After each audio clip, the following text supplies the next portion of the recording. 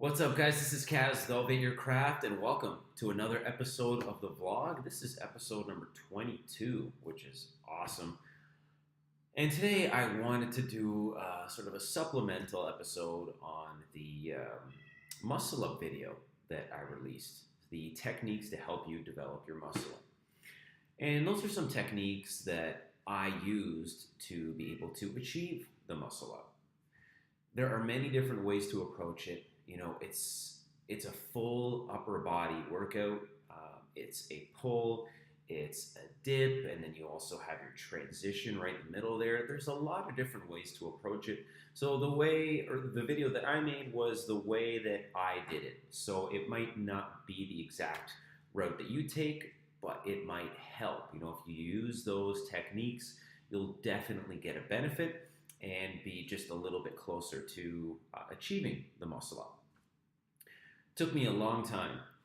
I've been doing pretty much straight progressive calisthenics now for almost 10 years and didn't really achieve the muscle up until maybe a year ago. Now, mind you, I wasn't always focusing on achieving the muscle up. However, you know, it all adds up. Things come together. But it was really when I said, okay, the muscle up is something I really want to do. I want to achieve it. I want to get there. And then I put that focus into it.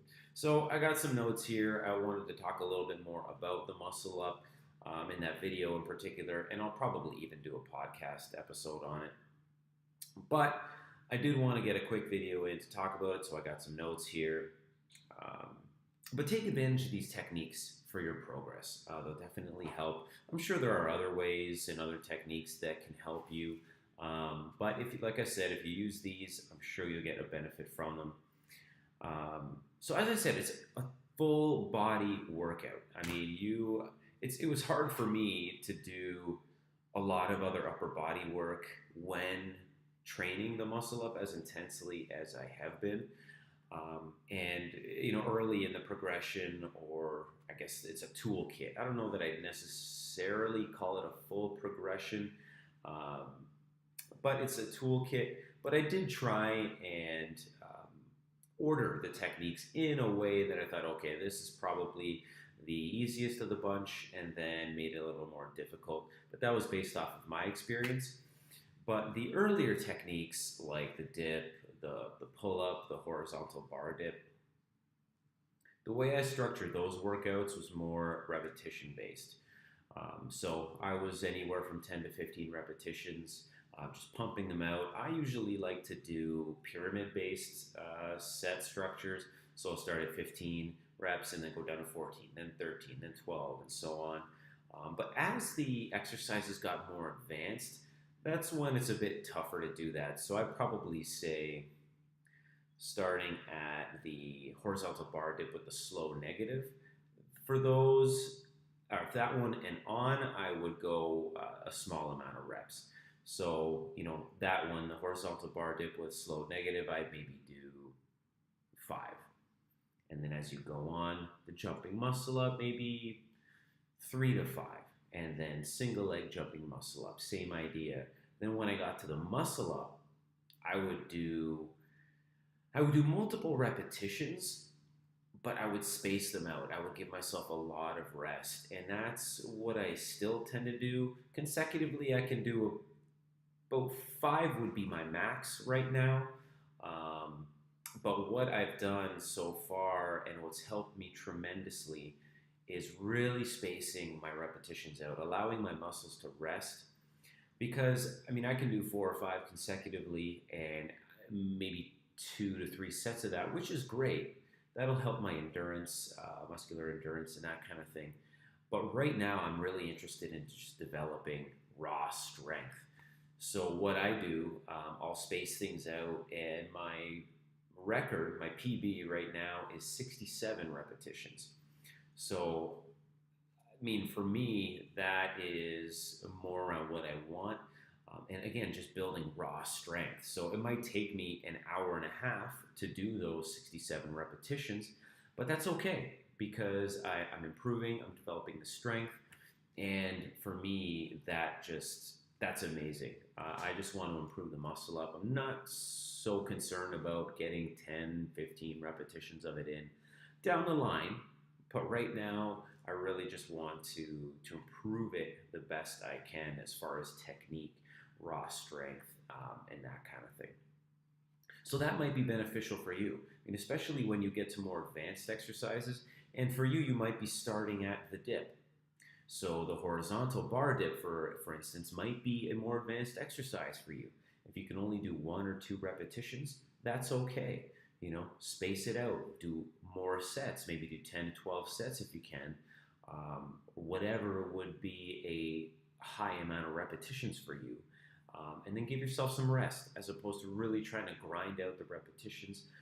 Because wherever you are in your progression, there will be more advanced exercises. And then if you can pull off a rep or 2, that's awesome. And then as you get stronger and stronger, you move up the chain and be able to do more difficult movements and exercises.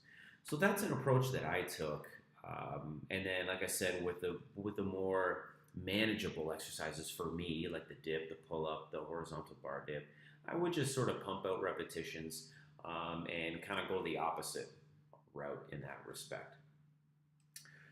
So I want to talk a bit about each. I've kind of touched on the dip, the horizontal bar dip, but give you a little more insight as to how I approached it. So far I've mentioned that with the slightly more manageable exercises for me, the dip, the pull-up, the horizontal bar dip, that was something that I had already in the catalog. I was pretty comfortable with them. So I had to really focus on the jumping muscle up and the horizontal bar dip with slow negative. The jumping muscle up, I spent a ton of time in. I was at that phase for months and months. I remember grinding out so many of those repetitions, and I still do. Now I more use it at the end of an exercise just to really get that effort in, exhaust those muscles at the end when I know I'm finished, and just get the most out of my workout, squeeze the most I can out of it. But you might find that where you hit a point, you hit a certain technique or exercise where it's tough, and you find that you might feel like you've hit a plateau. And that was the jumping muscle up for me. And that also included the single leg jumping muscle up. Once I did develop a proficiency in the regular jumping muscle up, but that was a big one for me. And so don't get discouraged if you do spend a lot of time at a certain level or at a certain technique and you feel like, why is this taking so long? You're getting there. And things like the horizontal bar dip in general, but also with the slow negative, the jumping muscle up, it puts a lot of pressure on your elbows and the lower triceps. So outside of the in-between set rest, definitely give yourself some time to heal and recover. And the forearms too take a beating, the wrists. I remember there was a ton of pressure on the joints, on those areas, those muscles. So be cognizant of that. Give yourself a lot of rest, especially if it's a new technique for you. It's pretty intense. So respect it. You definitely don't want to injure yourself and then lose a lot of the progress that you're making. So keep that in mind. And then one other thing that was really important for me to conquer the jumping muscle up and the single leg jumping muscle up was optimizing my body composition. And I included that in the video at the end just as a little more of a reminder. But at the time, I was probably around 195 pounds when I was at the jumping muscle up stage. And at that time as well, I shifted over to a ketogenic lifestyle. So high fat, moderate protein, very low carbohydrate. And within a couple months, I lost about 15 pounds. So I was around 180. And that really, really bolstered my capability of achieving a regular muscle up. Obviously, there's just less weight to maneuver. My body composition was optimized, and that was amazing. I remember when I lost the weight, and throughout that period, you do have to adapt in different things. So I wasn't exercising as much as I used to, and I won't get into that now. More just requirements of the changes that your body's going through, adapting to a new fuel source. So I wasn't working out as much as I had before, but I remember that sort of 4 to 6 week period. I'd lost about half the weight that I did, in the full 2 months, something like that. But just that bit of weight loss was a tremendous boost to my performance. I actually executed my first muscle up at that time. So that's why when doing this, I really encourage you to do the best you can to optimize your body composition just to set yourself up for success.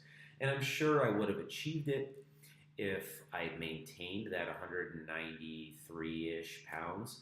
However, it would have taken me longer, and who knows? I mean, it was just something that really helped me at the time. And now I've gained some more weight back. However, it's muscle. So that I'm all for. But do optimize your body composition if you can. It will really bolster your confidence, and it should really help your overall confidence in the muscle up. And when I did achieve the muscle up, I still did a lot of jumping muscle ups just to really supplement my capabilities, to grind it out, to sort of knock it out of the park, if you will. I was really excited about being able to do a muscle up, so I just wanted to keep that momentum going. And then that's really when I started doing even more of the very low repetition stuff that I went into earlier on in the video. So just, if I could only do one at a time, awesome. I'll do one at a time for the next 2 hours and then just grind out as many possible repetitions as I can, giving myself an adequate amount of rest. And then I wouldn't do anything after that workout. I'd give myself at least a couple days rest, at least the upper body. Maybe the next day I would do squats or something like that. But I can't stress enough the importance of giving yourself the time to heal and rest. But overall, it's such an exciting exercise to be able to do. It's such an exciting movement. So I wanted to share a little more insight into that progression, that path that I took to achieve the muscle up. So I really encourage you to use this video. You might have a different route or a different order of operations, if you will, in how you do these exercises and how you progress. But the slow negative and jumping muscle ups and the single leg jumping muscle ups, those I think are the lesser known of the bunch. So if you take advantage of those, I think it'll really help your progress. So I think that's all I got for the moment. Definitely going to talk more about it, I think, in a future podcast. Muscle ups are an area that I do want to focus on a fair bit. It's probably my favorite movement. Pistol squats, I don't know, we'll see. It's either pistol squats or muscle ups, but I'm just having so much fun with the muscle ups right now that I just want to keep doing them. I never want to lose the ability to do them. Such a solid upper body exercise. And, one other thing I will touch on is that transition point. And that's often the really tough part for people is, when they're trying their high pull-ups and things like that, they'll get stuck at that point where they pull up and they put all their effort into it and can't quite get over the bar. And that's an area where the jumping muscle up actually helps tremendously. And I would combine those with the horizontal bar dip with the slow negative to get myself over the bar. And that slow negative part was really valuable for me because it just helped me ease myself into that transition. And if you notice in the video as well, what I do with the jumping muscle ups is I do a little bit of a swing. I generate a bit of momentum. And I did that intentionally because while now I would need little to no momentum when starting a jumping muscle up, at the time I used a fair bit of it. And that's okay. I mean, if you learn to control it and you understand that hey, momentum will help me now, but as I progress, I want to use less and less of it, then you're fine. But I purposely included that in the video just to demonstrate that that's where I was, and it really helped me at the time. So go for it. But I combined the horizontal bar dip with the slow negative and the jumping muscle ups to really help with that transition point. And that's also where the high pull up came in as well. That's why I included that. Just a great exercise to help you get higher and higher above the bar. And then eventually once you hit that point where you kind of push your body forward and you first get yourself over the bar, it's an amazing feeling. And where I work out outdoors, I do run into a lot of people that maybe they see me doing muscle ups or they're training muscle ups themselves, but I think they try and reach a little too much. They're being a little ambitious about being able to perform a muscle up without the prerequisites and can develop maybe too much of a kip, or they're chicken winging where one arm goes over the bar first and sort of like really struggling to pull themselves over the bar. And then I would say, hold on, take a step back and develop confidence in these areas, the areas I've detailed here, and then really try and go for the muscle up. But you've also just got to try it one day, and see where you're at, and then base how you structure your workouts after that on where you are. So that transition point, it is a sticking point. It is tough, but just keep grinding it out. Keep going, and you will definitely get there. But for that, I would really encourage the horizontal bar dip with the slow negative and just holding it at the lowest point you can for as long as you possibly can. Again, a lot of pressure on the elbows, lower triceps. So do understand that, and don't push yourself too far. That and the jumping muscle up. Those did a lot of work for me in developing the capability of entering and exiting that transition point successfully. But I think that's all I got for now. Again, I hope this was helpful. I'll definitely be talking more about the muscle up and that kind of thing in the next little while. But the video, you can find it on my Facebook page, Elevate Your Craft, all one word. It's also on YouTube.